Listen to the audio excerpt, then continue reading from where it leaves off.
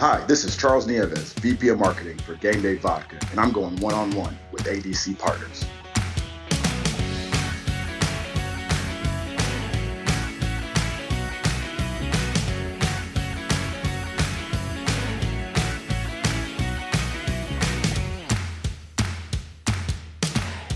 Hey, this is Dave Elmy of ADC Partners. In this episode, we're talking to Charles Nieves, the VP of Marketing for GameDay Vodka. Now, if you're not familiar with GameDay Vodka, that might be because you haven't attended a football game this year. GameDay has been everywhere this football season, building their fast-growing brand by connecting with fans at the grassroots level through partnerships and the smart use of intellectual property. We'll talk about what goes into launching a brand into such a competitive category. But that's not all. Charles is also one of the rarest of breeds in sports marketing. He's someone who successfully made the transition from selling sports partnerships to now sitting on the brand side and making decisions about where to invest in sports. That change in perspective has produced some useful observations about the sales process, many of which he shares here. And as if that wasn't enough, he's even got some tips on how to fully enjoy GameDay Vodka. So you'll want to be sure to listen all the way until the end. Enjoy. Hey, Charles, it's great to have you on the podcast. Thanks so much for taking time out of what I know is a particularly crazy time of year, right in the midst of football season. And you just told me you got back from the beautiful climes of Minneapolis. Happy to be back in Miami, I bet. Absolutely. Took the coat off, took the sweatshirt off, back in shorts. Yeah, so no more 4 layers for you, back onto the sunny beaches of Miami. So I think we can all probably in the middle of winter be a little envious of you at this particular moment in time. Regardless, thanks for taking the time. And we're here to talk a little bit about GameDay Spirits, GameDay Vodka. But before we jump right into it in your role as VP Marketing there, I want to take some time and roll back the time machine a bit because you were on the sales side of... Correct. You had worked for, like, was it Penn State University? You'd worked with Georgia. I mean, Miami, some really top-notch, high-flying college sports programs. So I want to do 2 things here. I want to talk about, first of all, what you learned in those experiences that you've been able to translate into now you're working on the other side of the table. And then we'll get into how you first learned about GameDay Spirits. So talk a little bit, if you would, about being on the sales side and how that's informed a little bit of how you're now working on the brand side. Yeah, definitely. I spent some time with ISP, IMG College, Learfield, working at the properties you mentioned. And, what I try to be is appreciative of just, how tough the job is on that side. And because of such, try to be as direct as possible. Here's what we want. Here's what we need. Here's what the budget is. With me, you'll know pretty quickly whether it's happening or not. I'm not going to have you sitting in your 80% close if it's not happening. I won't drag this out for months. We'll have the conversation. We're a very lean team. I try to be as respectful as possible of sellers' time. Yeah, I don't think many people necessarily, unless you've sat in that chair to understand just how challenging that sales role can be. I mean, you're trying to learn all these different industries and be conversant in them and understand the pressures associated with them. So that ability to help shorten that cycle and be really, and most importantly, really clear about what you want is just invaluable to that group of people, I'd imagine. Yep, absolutely. I try to give folks 5 pillars and just say, hey, here's where we live. Here's where we want to play. I'm not going to tell you what to do with it. You go figure that out. And that's, pretty much the, how my fact finds go. Okay, well, let's talk about how you came to understand what GameDay Vodka is and GameDay Spirits. Can you talk a little bit about how you became aware of them and how that process unfolded? Yeah, as I was general manager for Hurricane Sports Properties down here in Coral Gables, I stumbled across a bottle that looked pretty familiar to the colorways of the university in orange and green. And, maybe for the first time in my career, Dave, I treated it with sugar. And just gave a local sales rep a call and just said, tell me about GameDay. You've got this orange and green bottle that looks like the Miami Hurricanes colors. Obviously, it's in every Publix that I've been to. He told me about it, gave me the background, and I told him about what I did and how I felt like, marks and logos in their advertising and being able to associate with the university could help take their brand to a next level. And within an hour, this young man had me on the phone with an owner of the company. And later on that day, we were talking to Learfield National Sales about what would end up being the first national spirits partnership in the country in the college space. So for clarity, the product itself did not have a relationship with the University of Miami, but they had recognized the value of the brand there by putting the colors into the packaging of the bottle. Yeah, I mean, it really goes back to how we started. Our owner, Zach David, a South Carolina Gamecock grad, went to plenty of football games throughout his time in Columbia and noticed that every single thing on game day was color coded except spirits. So, what he did was he took that and started a business about 2 years ago that essentially started to align the passion of sports, the passion of the fan, and what has become the only spirits brand that is 100% focused on the sports fan. Okay, so this is literally how the differentiator for the product works. It's all about we are the spirit of the sports fans, and hence the whole game day vodka and getting spirit of game day, which I've seen in some of the advertising. Absolutely. I mean, whether you're on the court side or the nosebleeds, for every fan, all 200 plus million that we so often pitched when I was on the sales side of folks that are just passionate about something. When you walk in somewhere and you see your team colors, no matter where you are, you know what they are.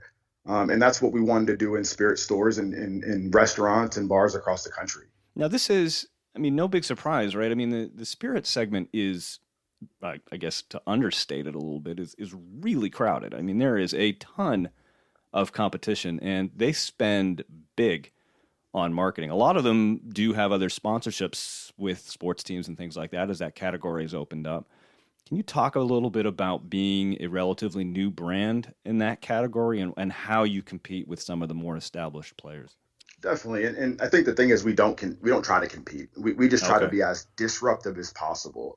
As a startup brand, there's no chance that we're going to go out there in year one be the number one vodka in the world. So why try to compete there? What we do is we get to the grassroots level and really focus on strategy that's lips to sips, as opposed to big broad branding plays that may not get the conversions that we really need right now to get off the ground. So I got to admit, like one of the things I love about doing these kinds of things, these kinds of conversations with people, I learn something every single time. And now going to have lips to sips. It's probably stuck in my mind for the next 2 weeks. So I first of should, I all, should probably trademark that one. yeah, if you haven't already, you should whatever. Like maybe we should just pause here in the recording so you can file that kind of paperwork because it is absolutely evocative, and I think it's fascinating too, right? Because you're taking this disruptive approach to a very, very established industry, and I'm wondering. Have more established players started to take notice of game day? And I mean, have you heard anything from them about the strategy that you're taking, whether it's supportive, whether it's more competitive, or anything else like that from some of the people who've been spending those big scads of money in the market? Yeah, I can tell you that there's absolutely a renewed interest in particularly the vodka category in sports. Mm. We do have a pretty large relationship, with Learfield, and through that, do have an exclusive and first right of refusal. And I can tell you, I've been asked a few times about some properties, and that's a good thing. We like the competition, and at the end of the day, if more people are in the space, then particularly in college, then the opportunities to do more and go deeper will be awarded to us as well as universities become more comfortable with the spirit space. I can only imagine that having sold on the university side, it just gives you such an advantage because you will know going in what universities are, what their pressure points are, what they're willing to do, where they may lean back a little bit from the table. Has that been an issue for you as you're rolling out game day spirits and how the university has been reacting to them? Yeah, I think in the infancy of the partnerships, sure. I think in any new deal Mm. with a category that is as sensitive as spirits, Yeah. that you got to just be careful. And one thing we really tried to do is meet with everyone face to face and tell them about our brand, Okay. reassure them that there was someone on this side that spent a long time on that side of it. And I think with that, it allowed us to build the relationship that made university partners a lot more comfortable with working with our brand. Football and tailgating are obviously central to what it is you're doing. I mean, it's you can see like the field goals even in the brand of the logo, the Y, and everything like that. I mean, what are some of the big learnings that you're gonna? Because this is your first football season with the brand. Is that correct? Correct. All right. So, what are some of the learnings that you're taking away? What are some of the things that you've seen in how people engage with the brand and how people respond to it, how messaging has gone? Are there great learnings you're going to take away from this first season that you think will be valuable going forward? Yeah, I mean, for us, it's being able to get those conversions at the grassroots level. I know I mentioned lips to sips. It is integral to our strategy. Big time experiential. Hmm. Being able to get out and our goal is for someone to walk into a building, before a game and just say, "Holy smokes! Like what just happened?" Well, you had game day. Like you had a great time. You had pregame. You tailgated. You saw your friends. You were happy. We're out of COVID. People are back. They're partying. It's beautiful outside. I think what we've learned though is that they have to taste the product, Okay. right? We can put the brand and lights. It could say Game Day all throughout the building, but Game Day, while a great name, we didn't make the name up. So oftentimes, if we don't actually let folks know that it's a vodka, it can get caught up in the mix of just being Game Day. Okay. So, we really have to have a clear definition of what it is the product is all about. Sure. We've seen situations where, suite attendants have been asked to get the game day vodka and have brought in a competitor. So, it's one of those things where, Well, hey, that's I not got good. not good at all, right? But they did do their job, right? They just didn't do what they were maybe supposed to do. And that's fine. But I think for us, it's really getting the consumer to understand what we are, how we taste, why we're better, our price point, and then obviously tying in all the affinity points of the association with their team or their town or some point in their life where they were really excited at a game, allows us to just drive a much more resonant message. Do you think that we'll ever get to a point where you actually start to see team marks and logos on the bottles? And we've seen Anheuser-Busch have such incredible success with some of the football team logos on their cans and aluminum bottles. Do you think that teams are in a place where they'll start opening their eyes to the opportunities associated with that? Or do you think the colors are sufficient? For us, and to answer your question, yes, in some of our NFL deals, we Hmm. do have the ability to go primary packaging. I think as a brand new startup that has glass in a warehouse, and that also has colors of bottles that may represent multiple teams from a economic perspective, it doesn't make sense for us. Okay. All right. Yeah, not at this point in time. All right. Not at this point. Yeah. Yeah, I mean, you just at the end of the day, when you talk about creating a bottle that has a logo on it, it would be very cost and effective for Mm, us at this point. yeah. However, through our partnerships, we'll build up all things around it at that retail space. You'll know that it's associated with your team. Well, I think it's also just such a lesson on how evocative even the subtle parts of sports fandom can be when just the colors themselves bring that connection so clearly into people's minds about the relationship between your product and those teams without even needing the logo. So, maybe it's Yeah, just at this point even overkill. yeah, and I think it gives us a competitive advantage when someone walks in a store and automatically their eyes drawn to their team colors, the emotion that is tied to that. That's where the colors are really the predominant feature Hmm. in what we do because we know that the majority of fans are really tied more so to that than they are anything else throughout the game day.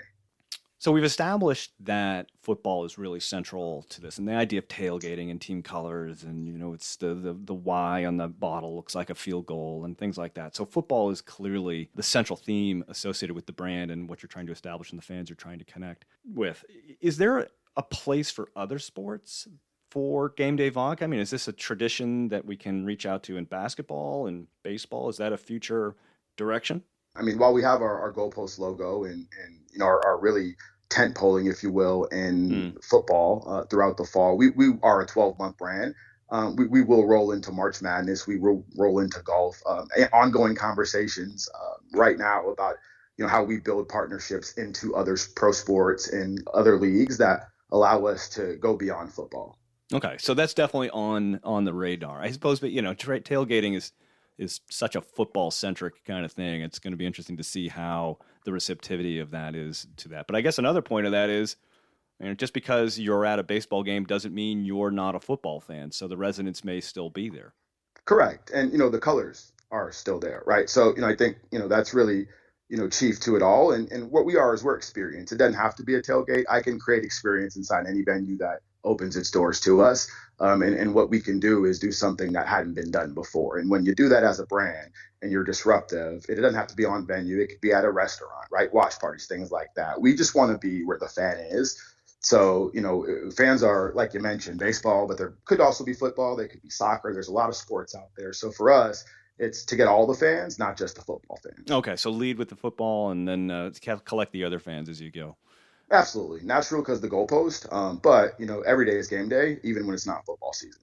I love it. It's really good. So I'm also curious too, reflecting back on your history in sales and reaching out to brands. What's been the most surprising thing for you, or maybe even the most unexpected thing for you about now sitting on the other side of the table? And what's it like working on the brand side that maybe you didn't understand or you didn't consider when you were actively selling to them?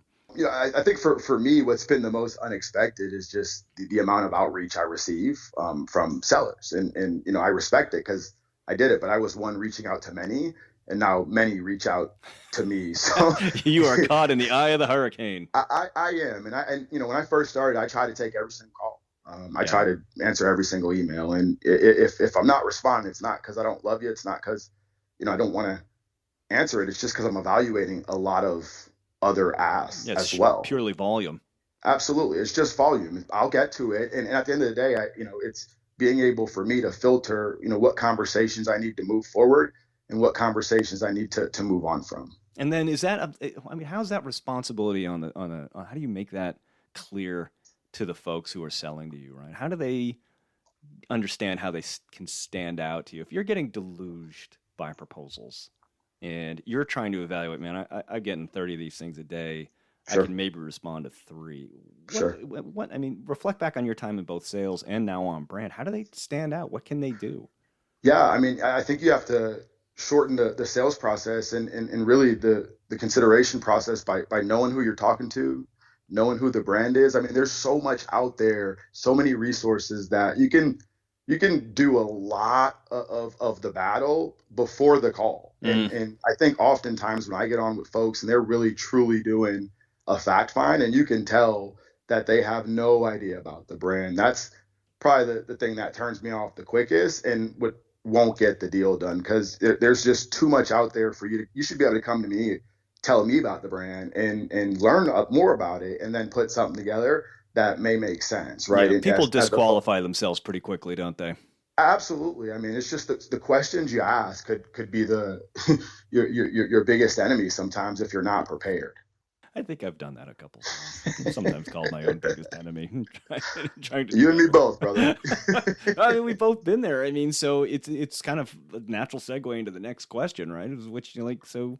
Having now sat on this side, what advice do you have for people who are actively selling partnerships? I mean, that's a lot of the folks that we talk to on a day in day out basis, and these kinds of conversations are so incredibly valuable for them. It's like, what advice beyond know your stuff and be prepared when you sit down and have that call for me. I wonder what other piece of advice you have for people who are actively engaged in sales. I would just say find prospects that you're passionate about. I always tried to, hang my hat on finding deals that I could relate to, whether it was Muriel at Georgia when we aligned Heart Garden Frontline with UGA. I love dogs, Mm-hmm. and or programs built out at Boys and Girls Clubs and youth sports with Buffalo Wild Wings in football and cheer and basketball, all the way to vodka and tailgating. I've done a lot of it over my career. So at the end of the day, it's one thing to just go, pitch everything and call every brand and operate in a space where you may not be comfortable. I tried to really pinpoint prospects and partners that I knew a lot about because they were passion points of mine. And one Mm. of the pieces of feedback I'd always receive when I pitched is, hey, I can feel your passion. Like you care about this. I feel it, right? And once they, folks would say that, it's okay. Well, when's the next conversation? Right, because they're picking up on that. Like they see like this as much as we like to talk about data and metrics and things like that, it's clear that passion and emotion and relationships are still an integral part of the entire sales process. And people pick up on that. Yeah, absolutely. And I'd say the other thing is your goal is not to close the deal on the first call or the second. I always tried to make it a goal to have another conversation. Like, hey, if you can move me along and we can continue to talk about this, then I know I have a shot. And it didn't work all the time. I mean, sometimes folks strung it out and deal didn't get done, but the deals that did get signed were the ones that I consistently engaged and had multiple conversations with. Yeah, I think that's a great piece of advice. Let's switch back to game day for a little bit. You're like I said, you've got the first football season that if your first football season with the brand is coming under your belt. What do you see as being some of the most important benchmarks going forward from here? What's going to be next for Game Day Spirits? Well, we got to sell a lot of vodka, a lot of cases, right? I mean, that's really the only goal. Pretty straightforward, we have right really. now. Yeah, I mean, it is what it is. We've got a very direct leader, and that's what the mission is. But at the same time, we'll diversify our products. We've got some things coming out in Q1 and Q2 that will be just as disruptive, that we're really excited about. Excellent. I don't suppose you can give us any hints on that right now. I can break it here. Yeah, not yet. Man, I'm so close. Not yet, but you'll be the first to know, and we'll launch it together on this one-on-one. We'll go right back, 101 part 2, yep, the absolutely. launch of Game Day, wherever they're going to be headed. I'm assuming it'll be something in the spirits category. I'm keeping my fingers crossed on a couple of ideas. Okay, let's wrap up with the most important question of them all. Charles, what is your essential Game Day vodka cocktail, and what recipe should we be using to break that down? Well, we like to say we got a damn good vodka, and it's extremely smooth. So for me, so you want to drink it is just straight, nice and neat, or a little bit of water, a little bit of tonic on ice, maybe a splash of lemon, and we like to say it tastes like victory. All right, God, that is good. Okay, all right, so just a little bit of water, a little bit of tonic, but on Sunday mornings, depending on how Saturday went, maybe with a little extra Bloody Mary sauce or something. Well, I can tell you, people really love our Bloody Marys. We're official Bloody Mary of the New Orleans Saints with Zing Zang. And I'll tell you, I don't drink Bloodies, but the people that are connoisseurs say it's the best Bloody they've had. All right, everybody who's listening, you have your marching orders. Zing Zang's Bloody Mary mix down in New Orleans, combined with Game Day Vodka, may be the best Bloody Mary you've ever had. Charles Nieves, thanks so much for spending time with us. Good luck with the remainder of football season, and we will wait with bated breath regarding new launches coming out of Game Day Spirits. Thanks so much for the time. Appreciate your time. Thanks for listening to this ADC Partners podcast. For more information about ADC Partners, please visit our website at adcpartners.com.